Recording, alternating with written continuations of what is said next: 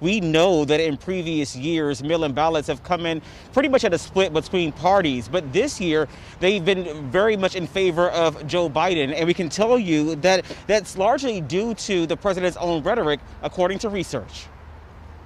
I mean, in many ways, this was a self-fulfilling prophecy. Terrence Woodbury with Hit Strategy says it's not surprising that President Donald Trump is challenging the integrity of mail-in ballots in court. The president has expressed his distrust in the process for months before the election. He encouraged his supporters not to vote by mail, and they didn't. Last month, Hit Strategies released research among what it calls the emerging electorate, or women, people of color, and millennials.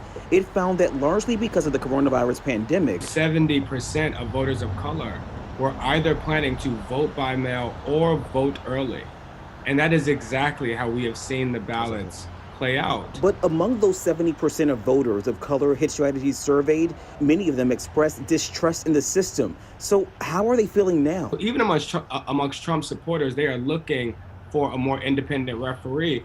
And the one that is emerging more than the courts, more than Joe Biden's campaign or Donald Trump's campaign, are local